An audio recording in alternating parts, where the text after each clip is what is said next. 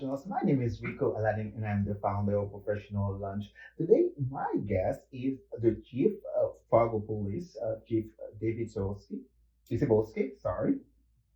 And he is here in the studio for a very interesting conversation on Professional Lunch. Chief Zibolski, welcome to the show. Thank you. Happy to be here. Wonderful, wonderful. So first, we're going to talk a little about your journey, your professional journey, and your personal background and leadership. So can you share with me your journey to becoming chief of police and what inspired you to pursue a career in law enforcement? Sure. Well, I think I've always been interested in being a police officer since I was a little kid. Okay. So I think the journey started out pretty early. When I was in high school, for sure, I began thinking about where I wanted to go to get a degree in criminal justice. Police science at the time actually is what they offered, where I wanted to work. And I always wanted to work at the Milwaukee Police Department. It's the biggest department in the state of Wisconsin in our area where I was growing up. So I thought that the challenges and the opportunities were there and liked the area. So after high school, I started attending a technical college for the associate degree. And right before I turned 18, I applied for and was started with the Milwaukee Police Department as a police aide. And that was actually a ladder opportunity, actually. So they still got police aides in Milwaukee today. It's a program for youth. You have to be 18 to start up to age 21. And if you're successful there, then you get moved along into the police academy and into the police officer position. So it was a really good stepping stone. That's where I started.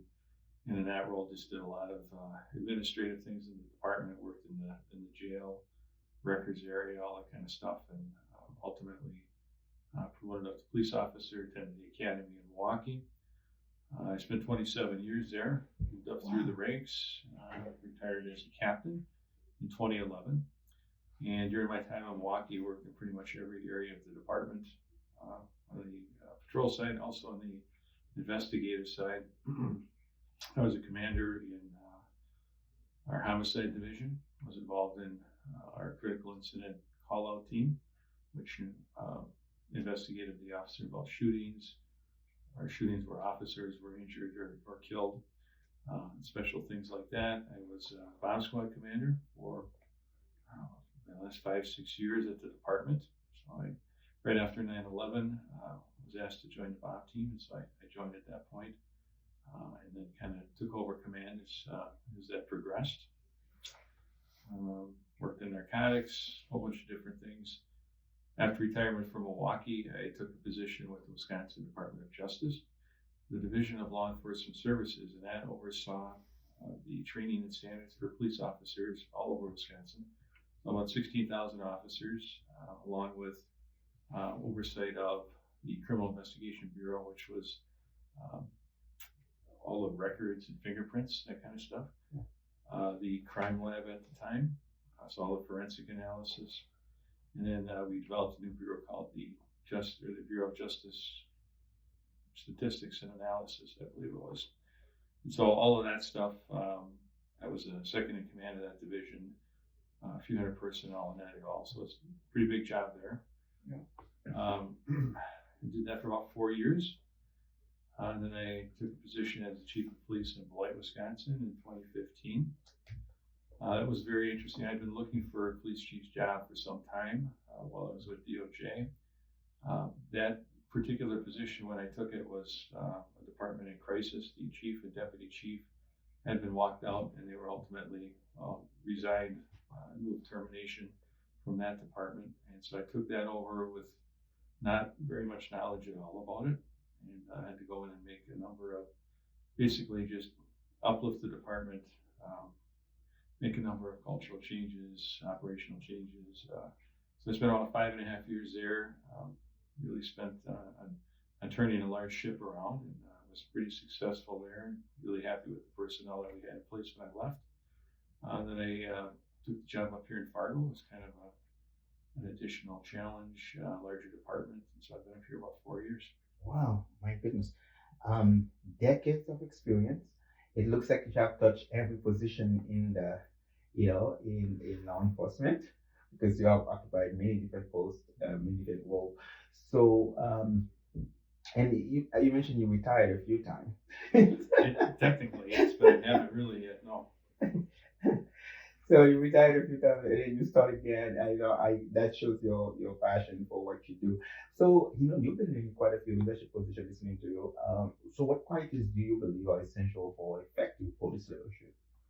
Well, I think you hit it on the head. You have to have commitment and compassion for what you're doing, passion for what you're doing, right? And if you don't have that, you're not going to be successful in this career because it really takes a level of commitment and passion to be able to do it, right? Because it's a very hard job. It's also a very rewarding job. And in each and every position that I've been in, there's bumps along the way, but overall, I've enjoyed them all. I learned something from each one of them. And at each step, looking at a large city like Milwaukee, and then working in a state organization, which is extremely more political than your locales, but you picked up a number of things there. And then chief of a kind of a smaller agency, and then more of a mid-sized agency, really kind of helps build that knowledge base and helps you to move ahead. And so the next big important piece to all of that is developing future leaders and developing your personnel. I've throughout my career been largely invested in that. I was in charge of Milwaukee's Academy for a little over a year, and I also been involved with the International Association of Chiefs of Police for about the last 15 years.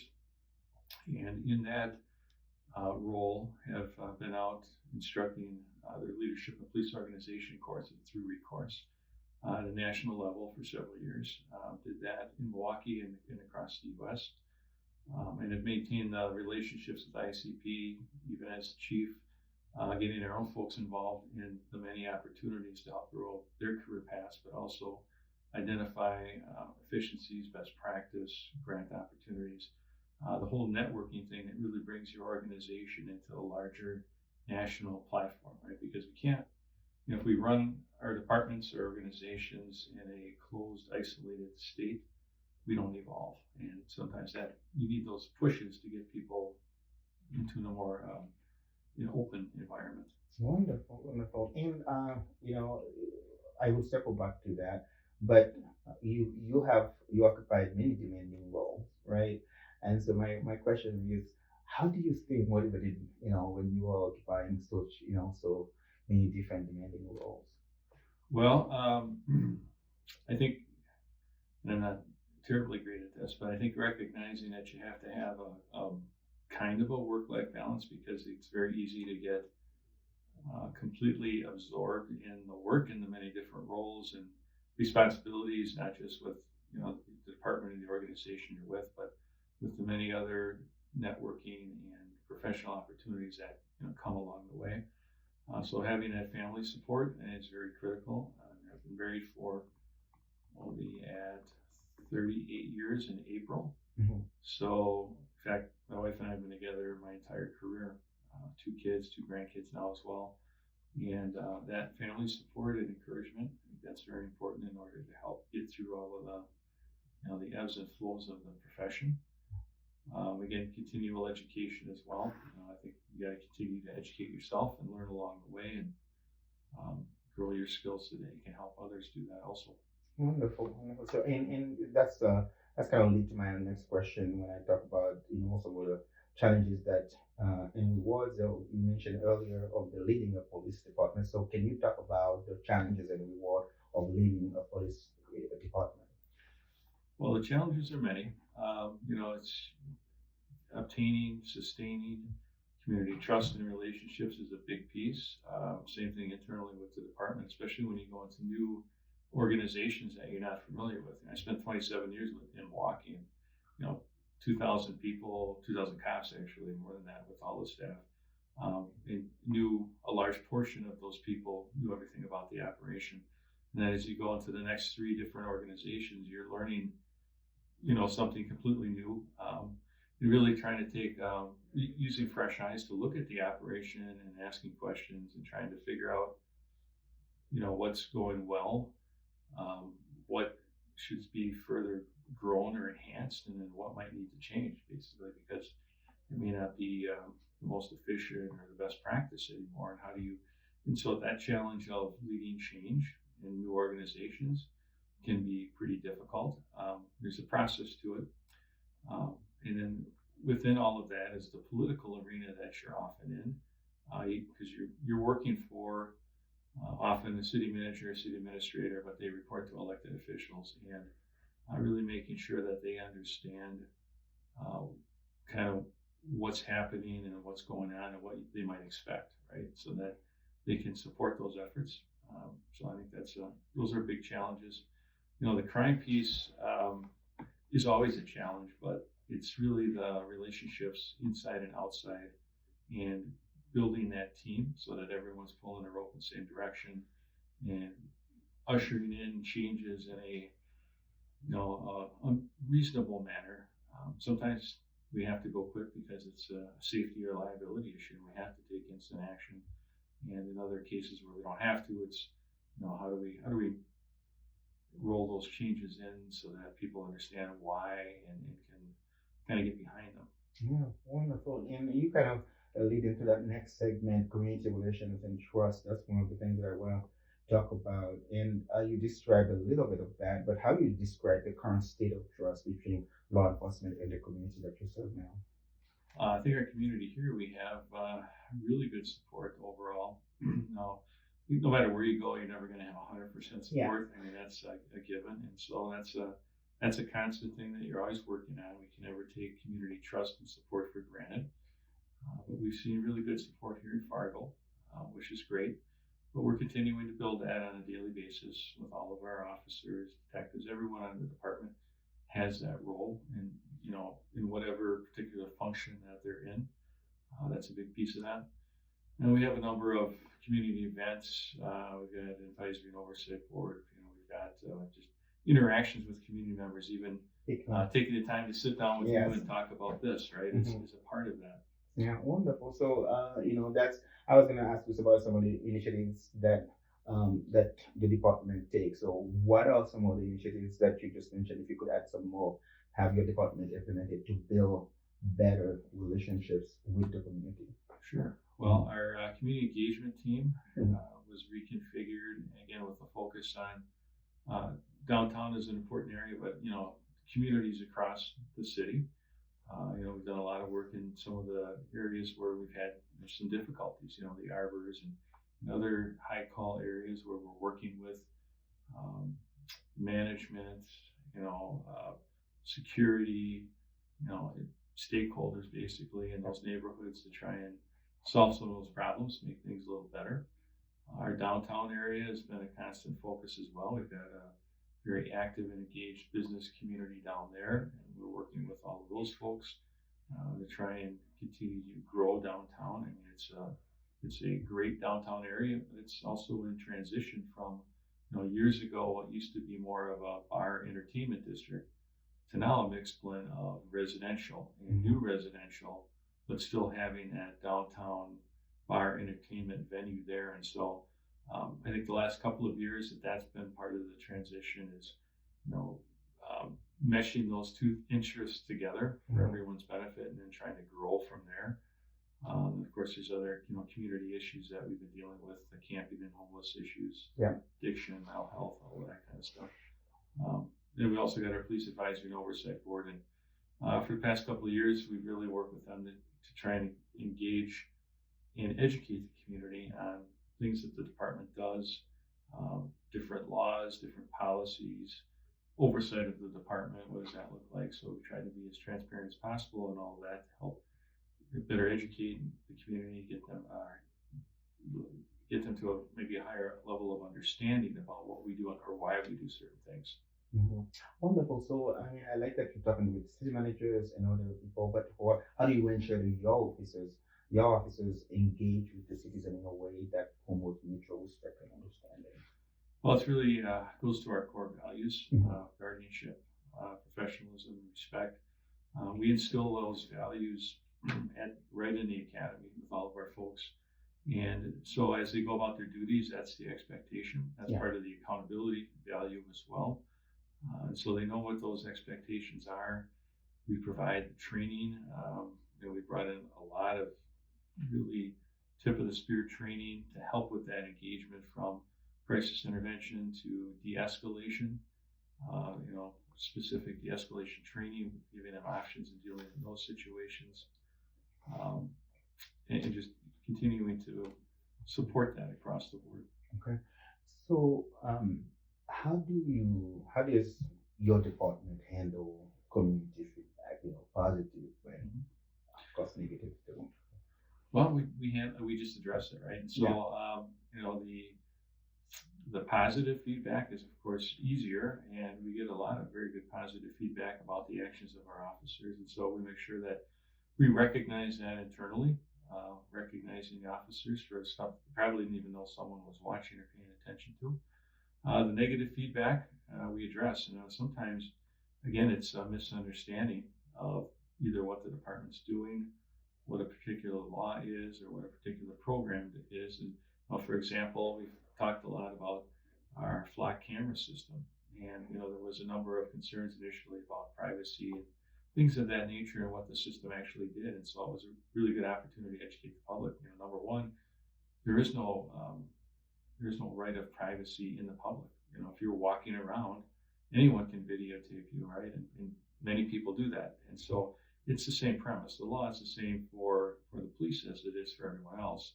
But we certainly don't use that in any nefarious ways. We're not surveilling people. We cannot look into your private residence or house or anything like that unless we have a search warrant. And so that's another legal parameter. So really just kind of explaining that, but also pointing out the huge benefits to a program like that. And the crime solving that we have seen just in the last 90 days as a result of this is unbelievable, just unbelievable. And things that we would not have otherwise identified or solved have been solved and quickly. Mm-hmm. So it's that part I think is important in explaining and growing that. And then the other, sometimes people we just don't agree, and so as best as we can, trying to explain the position or giving them reference material to look at. We do an awful lot of meetings. A lot of our stuff at the city is recorded. You can go back and watch it and help maybe learn or get some of your questions answered as well. But I just try as respectfully as possible respond to those things. In some cases, we meet in person with folks just to have a better conversation, because sometimes it's hard to go back and forth over email. You're just missing so much of your communication on email. You don't have that personal feeling about are we actually communicating or not, right? Yeah, wonderful. So to my next question, I appreciate you coming on and share your journey, your professional journey with me. And so my next question is really, how do you personally engage with the community to better understand their needs? Do you participate in their international picnics? Do you participate in different activities that help, so you can find out their needs and also their concerns? Yeah, no, I participated in a few events, Liberian events, and other community breakfasts and things like that we've been invited to. We also participate with the Chamber of Commerce a few times a year in their special types of events and engagement with the business community or members of the Chamber. Just really going out downtown too, or in different areas of the city, and talking with people, going out on the street. A lot of the different meetings that we attend with our the different groups, like the downtown community partnerships and the arbors, and our other federal and state partners, and some of the projects that we're doing there. Project Safe Neighborhood project that we are working on really just gets us out there and engaging with those people. Mm-hmm. And I meet with people at the PD as well and want to come in and talk about concerns or questions. So I think we're out and about quite a bit, and I'm out and about quite a bit. I do a lot of media interviews as well, try and answer questions and follow up on concerns. Oh, wonderful, wonderful. So before we go to the next part of the question, I want to thank the Fieldstone Group for sponsoring this episode of Professional Lunch. We thank you so much for that. Now we're going to talk about policing and social media. as you can imagine, how social media is really impacted, the way people policing works now, both police positive and negatively. So, how has social media impacted policing, both positively and negatively? Well, on the positive side, it's really an excellent tool for the community to engage with us and help us and help them in solving crime. So one thing, we push out a lot of information on our social media platform, things of concern like missing kids, missing adults, folks who may have, disabilities that we're looking for before they get harmed. So that's a positive. Crime solving, sometimes we have video of people who are involved in criminal activity. We don't know who they are, but someone in the community probably does, and we really get great response on those social media posts. That helps us identify, that helps us clear some of those crimes up and prevent other crimes. So I think that's really important. And then we also got a lot of different things that we push out through our communications team, really just kind of humanizing the department, little Q&A things, question of the week, or just random questions to department members about certain things. Again, it's kind of more of a humanizing effect. I think the one that they're working on right now is what Halloween costume did you wear as a kid? And so I don't know. I was a little concerned at first to find out a lot of people actually had pictures on their phone of their first Halloween costume. And I was like, wow, okay, that's pretty cool. So yes, but things like that. I think that helps break down barriers, but also really helps keep us safe. It helps the community engage in what we're doing. Mm. So on the negative side, yes, go ahead. Okay, sure. Yes. The negative side is, I think, largely, especially for those that maybe don't trust the police or had a bad interaction, that platform is not an effective communication tool, and often is like an opportunity for people to say things that, if we were sitting face to face having a normal human conversation, they wouldn't say that way. Yeah. And so I think it's an opportunity for people to be more offensive than they otherwise would, and I don't think that's helpful overall, not just to the department, but to our society. So that, to me, that's the negative, and I think that sometimes that has a much larger influence on people's thought processes than it should, because much of those types of comments and things are not vetted information. Sometimes they're correct, sometimes they're not, and it can lead people to a wrong decision. For instance, sometimes we pull over a car and someone will ask them to roll down the window, which is completely lawful for us to do, and as the driver or whatever passenger, you are lawfully obligated to comply. Now, you might not know that, but you are, right? Someone will show up, push your ID up to the window and say, hey, I saw a social media post. All I need to do is show you my driver's license. I don't have to do anything else. Well, okay, that's false. Yeah. But I know you saw it on social media, and so it's that where people see things like that and then believe them without any further confirmation is a negative aspect. And so sometimes our challenge is, okay, let's work through that. Let me try and explain to you the correct process and why that isn't exactly correct, and here's what you need to do, so that we don't have a conflict out on the street, right? Because that's what we want to. We want to reduce those conflicts that are a lack of understanding. Wonderful. So I really like the part about the misinformation. So how do you and the department handle misinformation and negative narrative that's spread on social media about law enforcement? Well, it's yeah. In large part, we can't address everything that flows across social media. So I think we're intentional and specific on what we do address. Things that are large incidents or things that really could have a detrimental effect on community perspective or trust. Our communications team, we work with them to kind of address that. But as you know, once stuff's out, people hear that and they believe it. A perfect example is, I was watching a homeless report by one of our local stations the other day. They were given an investigation, they said, on homelessness in Fargo, which, so I watched it. And at the end, the media gal says, well, would you like to know, or some words to the effect, would you like to know what the Fargo police thinks about it? Chief David Zibolski declined comment. Well, that's not true. I was never invited by that media outlet to comment on that particular story whatsoever. So, our comms team tried to reach out and explained that to them, and I don't know why they decided to do that, but that was not correct, and I can't fix that anyway after they've said it. Yep. And so those are some of the challenges. Wow. And I was just about to ask you to share an example on how social media has helped your department either improve uh, community relations or solve crimes. But can you? Oh, big time. Oh, Yeah. big time. Yeah, no, we have had many crimes where we have video, photos of people, and we just don't know who they are. The public is, and so I think for some of them, it's like a game. Okay, let me see if I can identify. I know that person. Boom, boom, boom. And they'll give us information. Now we still have to corroborate that, of course, and make sure that it's correct before we take any actual official steps. But a lot of times, the information we get from the community really pays off. And sometimes those people aren't suspects. Sometimes we determine they were just witnesses. They were there. Mhm. That leads us to a suspect, and so it's all very valuable. And I think the other part about pushing stuff out is so the community can see when we're being effective. We're doing a lot of push outs on our success stories. We're working on we pushed out some data from our traffic saturation last weekend, which was astronomically successful.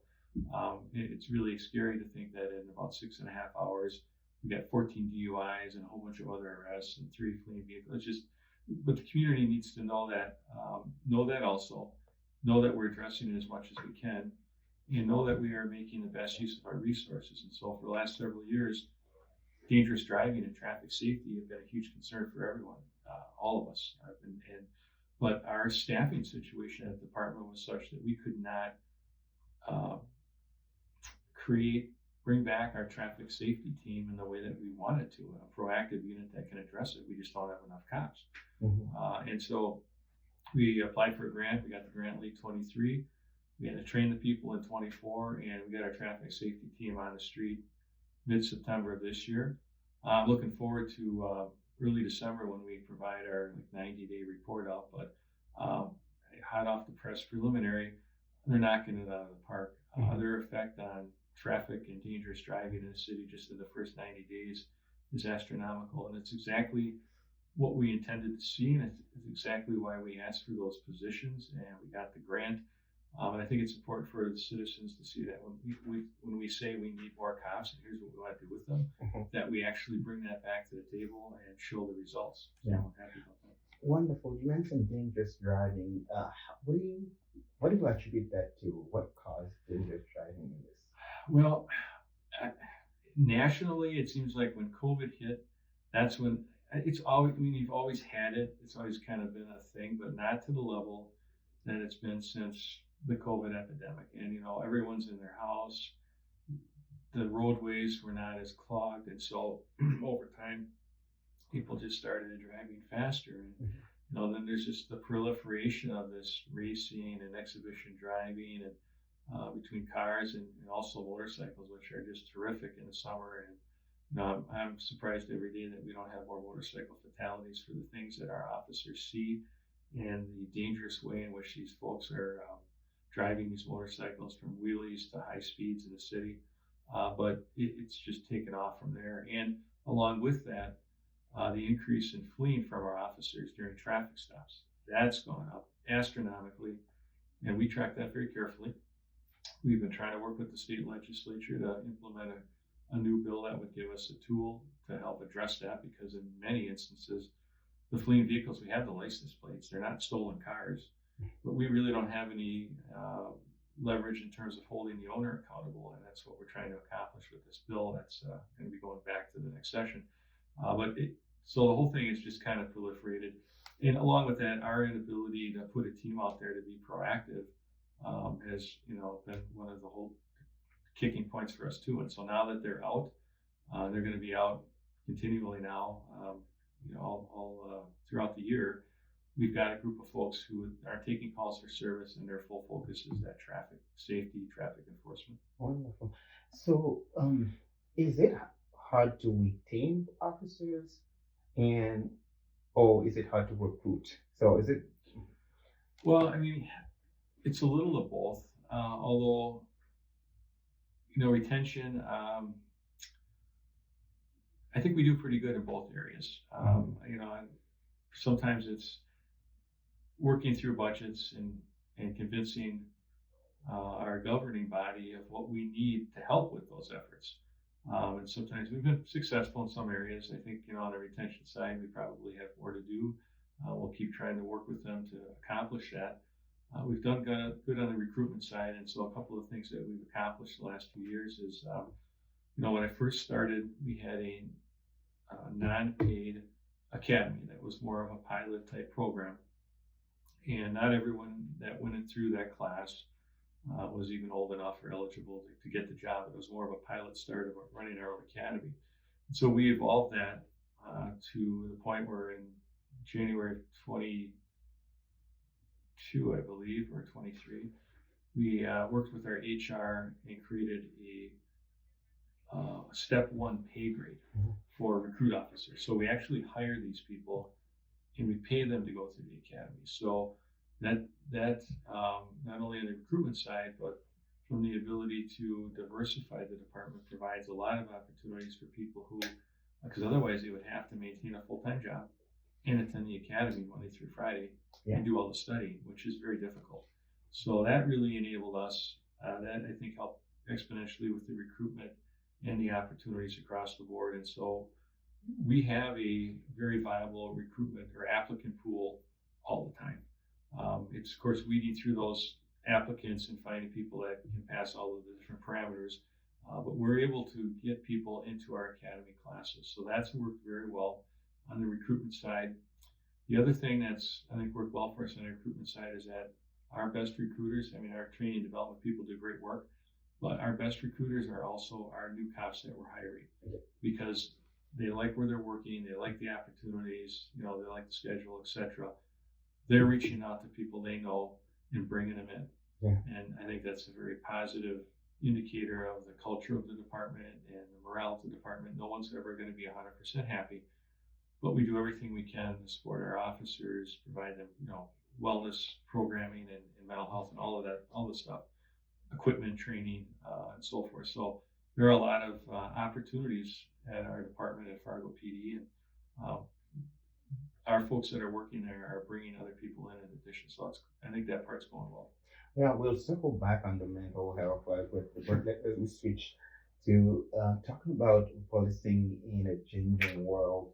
And so you mentioned about that, you talked about that a little bit earlier about the challenges, but on a bigger scale, what are some of the biggest challenges facing law enforcement today? Staffing shortages. As much as we bring people in, and we've had, we have retirements, you get some resignations. The staffing, law enforcement, policing staffing has really been in a crisis since about 2020, again, the advent of COVID. And it's starting to kind of slowly evolve out of it, but nearly every department has openings. There's not too many people that could say they're fully staffed, or they are fully staffed for a significant period of time. Something always happens. And it's, while we see a good applicant pool, not everyone's going to be able to make it through all those pieces. And we don't see the volume of people interested in the profession that maybe there was 20 years ago.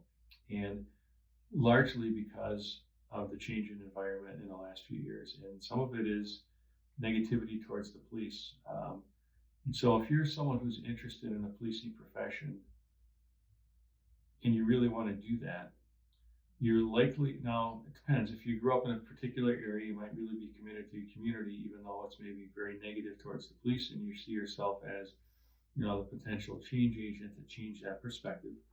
Or you decide, I don't want to, there's enough stress in policing without having to have negativity every call I go to. So I'm going to work somewhere where I see the community supports the police mostly, because that will take that little bit of stress away and I can do what I want to do and be successful. So, I really think if you look at different areas of the country, that's probably the biggest part of the recruiting crisis, because everyone's got openings. But the departments that struggle the most, larger departments, just because they need more people, but it's the places where the communities are very negative towards the police. And I think that's a large part of it, because if I can work anywhere, I don't need the extra stress. I'm going to come somewhere like Fargo where I feel supported, where I'm going to get trained. I'm going to work with other competent individuals, and I'm going to enjoy my career, and I'm going to help people. Yeah. As opposed to every day, everything you do is second guessed, and there's negativity, and that's too much, especially for this this generation here that we've got. Our departments are all very young, Yeah. And they don't need the extra stress of that. Yeah. Yeah. So I mean, there's I cannot go through the interview without asking you how does your department approach issues with racial bias or in diversity in policing? Well, we have a policy on bias-based policing. We train on that in the academy. We provide trainings intermittently throughout the course of their career. We started out a couple of years ago, brought in a national instructor who provided bias training to our whole department, including our civilian personnel, so that they had a better understanding of what bias was, how you could identify it and make sure that it doesn't influence your decision making, because everyone has bias. The big part especially for police personnel, is knowing what your biases are and not letting them influence your decision making. And then, of course, the best way to correct bias, especially in terms of other races or ethnicities, are to have more contact with those individuals. And so, as our department has grown and our department has diversified quite a bit over the last couple of years, we have actually police officers from a variety of countries that speak a variety of languages.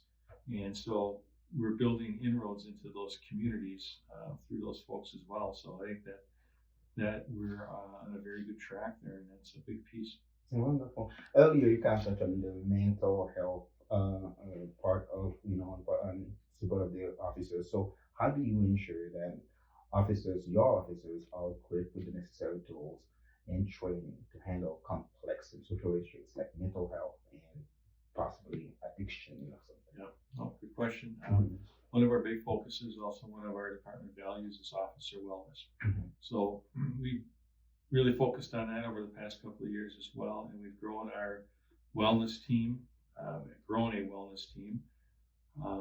we enhanced our medical screening on an annual basis so that we have more enhanced heart screening, because we know that that's the number one cause of death for police professionals, is that because you're constantly up and down, and that effect on your physiology often affects your heart, and that kills a lot of people. So we enhanced the medical portion. That's annual. And we also brought in annual mental health checks as well. So once a year, every member on their birthday month, sworn personnel get the medical and the mental health check-in. We get offered the mental health check-in for our civilian personnel as well. And so that is an annual check-in for that purpose. In addition to that, we partnered with another company, and we also evaluated our mental health, psychological people, and we brought in only people that were mental health professionals trained in trauma-informed care and related to public safety / military environments. So they're a step above what you might normally get in your basic city employee assistance program.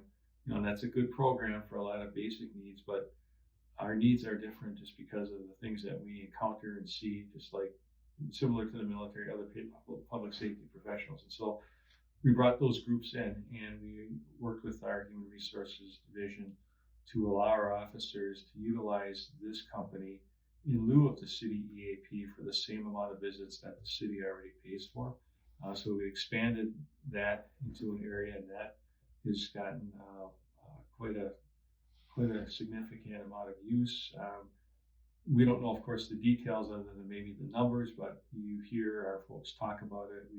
We can openly have a discussion about it. The resources are known to everyone. In addition to last year, through a grant through the COPS office, we were able to hire a civilian wellness coordinator. So we have that person on board, and she's making strides and again trying to grow the program for everyone. We've got our workout facilities, and we encourage physical fitness, and we do certain activities throughout the year around physical fitness. And so really just kind of that whole plethora of wellness, including even for our new recruits, we got a financial wellness course that we provide them to kind of help guide them with how to, you might want to think about handling their finances going forward. And so kind of a holistic approach to that. Wonderful, wonderful. Sounds like you really are taking care of the officers. Well, it's a big piece. And Yeah. if we don't take care of them, how are they going to take care of anyone else? So I Yeah. think it's important. That's wonderful. So, and another piece of that also is how does your department ensure accountability when officers make a mistake or using excessive force? Well, we have a professional accountability unit, Mhm. and so we do those personnel investigations. So on all of our uses of force, those are reviewed by the professional accountability unit to see if they are in compliance with policy. And if not, then they initiate an internal investigation, which entails looking at all of the video, interviewing the officers, and if there's other witnesses, etc. And with really the goal of trying to figure out why did this happen. Was this an unintentional but incorrect application for whatever reason? Is it a training issue for the officer, or is it something malicious or something that they should have known better, but they didn't do what they should have done?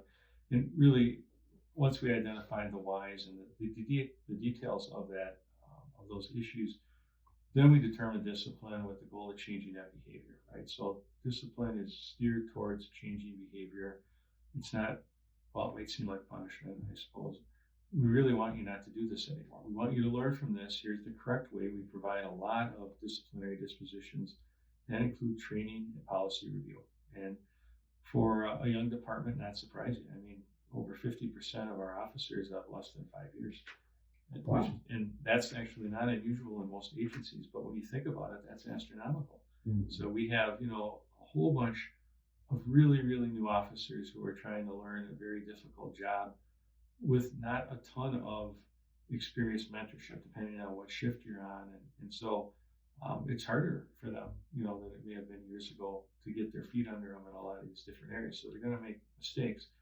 And so we really try to, well, we do actually a lot of investigations like that to ensure accountability, and so that the public knows that we're also doing that, but also to make sure that we don't keep repeating the same errors, and that the officers, if they're doing something incorrectly or they have a misunderstanding, that we can correct it early on so that it doesn't perpetuate over their career and something really bad happens down the road.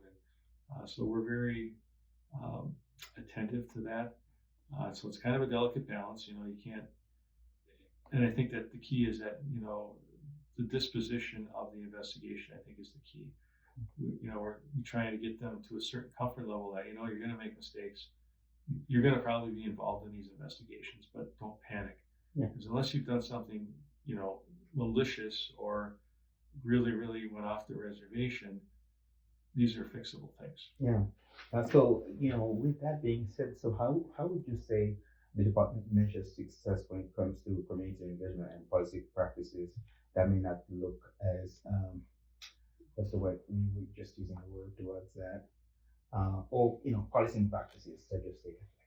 How do we measure? Well, we report out to publicly and to our advisory board our annual use of force and personnel complete data. Mhm.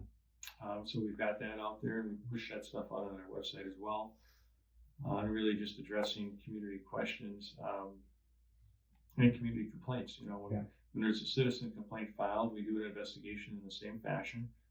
At the end of it, I send a letter to the complainant letting them know the outcome of the investigation. And sometimes the outcome is that there wasn't any violations here. We appreciate that you brought this to our attention because we want you to do that. But now hopefully you can understand, here's why there wasn't a violation. Here's why what happened was correct. Or, it wasn't correct. We identified it, we owned it, and we took appropriate disciplinary action. And so, maintaining that communication with those particular complainants. Not everyone will always agree with our outcomes, I'm sure, but in large part, that seems to work pretty well. And again, it's the ability to communicate and have that discussion. Wow. Okay, so that's, I two things that I'm loving about the conversation is how the department is taking care of the officers, and how you're working to really build trust between your department and the community, and we both can agree that's really important, right? Now, can you talk about a particular challenging incident the department has faced, and how you handle it, and how the department as a whole handle it? Well, I think our most challenging situation was obviously July 14th of 2023 when we our line of duty death, and Yeah. Officer William was killed, and Officer Hawes and Dotis were critically injured.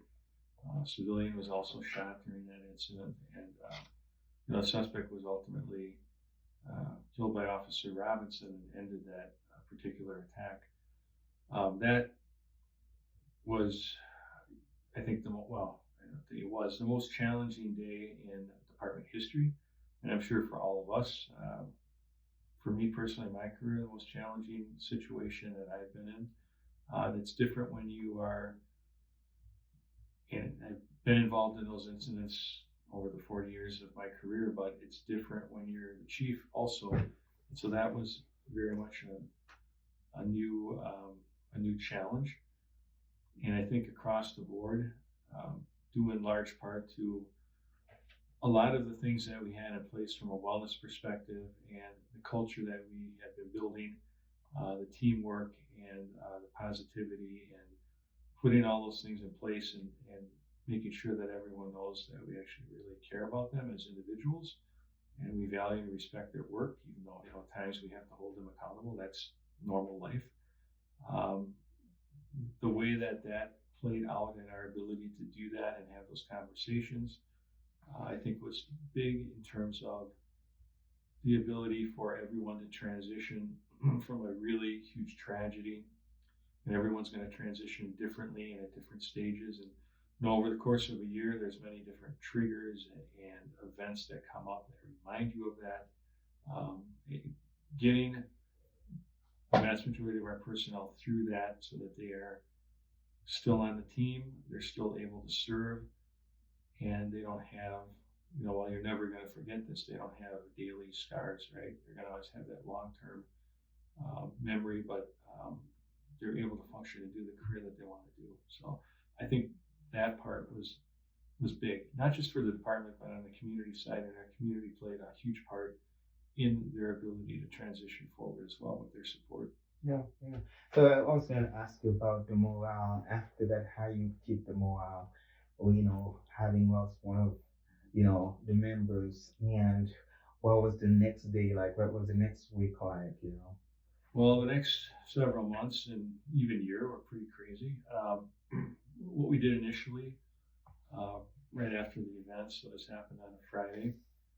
On Sunday, we held all department meetings in person at 2 different times of the day so that we could get as many of our personnel together as possible.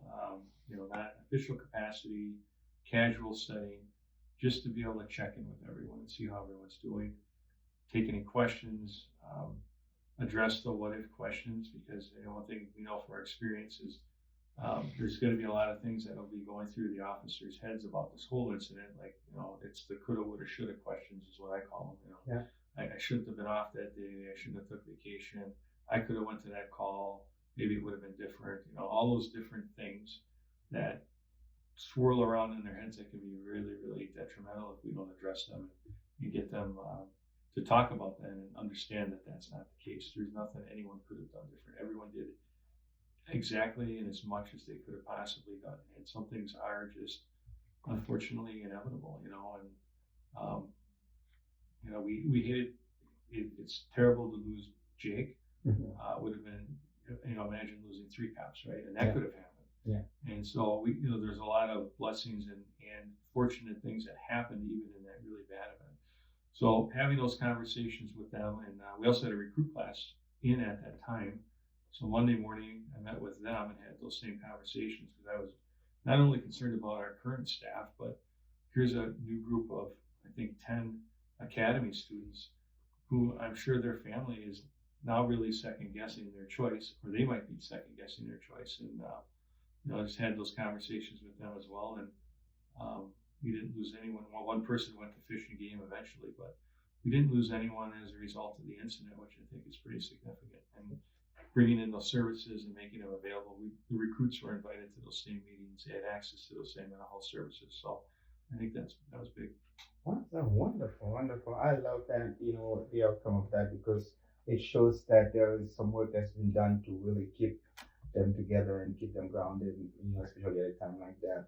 So you've been in the force now. You've been, in law enforcement for 4 decades. What is the biggest lesson that you have learned in your career? Well, the biggest lesson is change is imminent. Change always happens, and if you don't evolve, if you don't think forward and lead your team in that direction, the only other direction is stagnancy, which is a killer to an organization. It's a killer to our profession. And over the course of those decades, the really big incidents that we have witnessed, from Rodney King to George Floyd to other things in between, 9/11 even, are things where you identify shortcomings that maybe could have been identified and addressed sooner, right? And we've come a long way as a profession in how we use force, the different tools that we have, the training, the de-escalation, the other options that we're putting out there. And again, sometimes that force is going to be inevitable for a variety of reasons. Some people are, evil and criminal in nature, and they're not going to submit.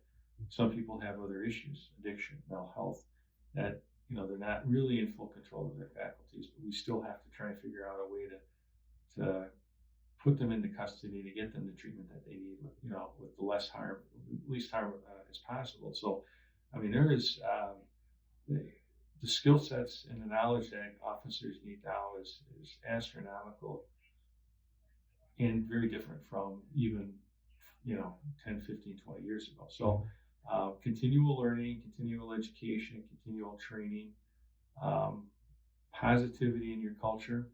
There's organizations that I've seen where, everything is negative. Who wants to work in that environment? Nobody. And that is hard personally for everyone. It's not good for them physically or mentally, but it's also bad for that organization and our profession, because inevitably they will do something that's going to cause, or tarnish our reputation at a national level. And that's the tricky part of the whole profession. Oh, wonderful, wonderful. So, we're getting the last final few minutes of the conversation. This podcast is really, it aims to give young professionals, people who are starting out, a window into successful and accomplished professionals like yourself, 4 decades on the force in law enforcement. Now, what advice do you have for these college students, studying criminal justice in at NDSU or somewhere? What advice do you have for young professionals who are launching their careers and wants to find a path in policing? Yeah. Well, and here's one other little tip. So one of the other nuances that we've been working on at a national level is, instead of law enforcement, we call it policing, right? Because if we tell everyone you're a law enforcement officer, then the first thing you think is, I'm here for enforcement. Well, you're really here to police. Yeah. Policing is broad across the spectrum, protecting people from harm, vulnerable from harm, and helping people, and enforcing the law is a part of that. So, philosophically, that wrapping your head around those kind of philosophies, community policing. If you're in college and you're going for these degrees, you're going to learn a lot about that stuff, procedural justice, the Pelian principles, all of that. But I would, and we have, if there's folks that are interested right now, they should get in touch with us. We would put them in touch with a recruiter to help them game track or plan. How do they get on our department, right? So you have to be 21 to join. Yep. So most people in college are, around that age, but they might be finishing, so they'll be a little older. We can certainly point them in the right direction and help them with any additional pieces that they might need to make them successful. And especially if they're interested in applying to that department, those various steps. There's a physical fitness component as well. We're happy to share that and let them know so they can make sure that they have that physical fitness up to a certain level, and so they'll be successful. on educationally what they need, and I think also culturally what they need. We work in a team environment, so you got to be a team player, right? And you really have to be open to continual learning and education. Wow, wonderful, wonderful. I have this is the last question. Now, what is your vision for the future of policy in your department and how you plan to achieve it? Well, the vision is actually laid out in our strategic plan, which is on our website along with our facilities plan. And so, and that's, the strategic plan is also a moving target because as we identify new opportunities, we build more onto that plan. But in a nutshell, and continuing to do what we've been doing, I think we've got the culture built the way that we would like it, and we're going to continue to build upon it with every new person that we add on the department. But we certainly need more officers. We need more staff in order to continue and expand the service levels as the city grows. But we need to continue our expansion of technology, which also brings with it a lot of efficiencies. We're piloting right now a number of different projects. One, a transcription project that works off of the officer's body-worn camera to put together the bulk narrative of a particular offense. They still have to fine-tune it and add in details, but that's going to save them time. The real-time crime center that we are stepping, incrementally into full scale, utilizing the technology of license plate readers and cameras and monitoring calls from that location, potentially drone responses to some things to again create efficiencies and provide better intel for officers in the field, let them know what they're actually going to before they get there, or give them more current updates about the situation. So there's just a ton of things from a technology side, well, all of which, we're ensuring that everyone's constitutional rights are protected and we're following parameters of the Fourth Amendment. We would always do that, but there's a lot of technology that will fit within that realm. And just continuing our training is important, keeping on top of best practice and making sure that we're bringing in new ideas and best practice and new approaches, I think, to continue to give us options and growing that community network as well, continuing to engage our community. Wonderful, wonderful. It is such a pleasure to have Chief Zibolski on Professional Lunch today for a wonderful conversation. I enjoyed the conversation, Chief, and I really appreciate what you're doing in the community for the community in protecting and serving the community. So I greatly appreciate that you are here today. Thank you so much for being here. So this is the final minutes for the show. What is the last few words that you have for the audience, the professional lunch audience? Well, I appreciate you affording this opportunity, and really for your audience, I encourage them if they have questions about what we do, come to an advisory and oversight board meeting. You can find some more out that way. If you have an interest in joining our team or policing in general, reach out to us. I mean, we're happy to help people along the way. We need committed, passionate individuals to join our team and join our profession. Because good policing will always be needed. We're never going to be extinct, but we need to continue to evolve and get better. And so we really need community participation, and we need continued people to join those ranks and do that public service. So, really just encourage everyone, if there's an interest, to reach out. Wonderful. Thank you so much, Chief Zibolski. We want to thank our sponsor for this episode of Professional Lunch today. And remember, Professional Lunch is a nonprofit organization, and we rely on guests, on friends, on partners to really keep this conversation going. And as we are working on our new project, our mentoring project, we need you, friends. If you have donated to us before, we appreciate that, and we know that we can count on you for our future projects. We thank you for listening to us today, and I hope that you can find content from this conversation that can serve you and your friends. Now, this is the part that I tell you. It's up to you to make today a great day. Have a great day. Chief, Thank you. Thank you so much. Nicely done. All right.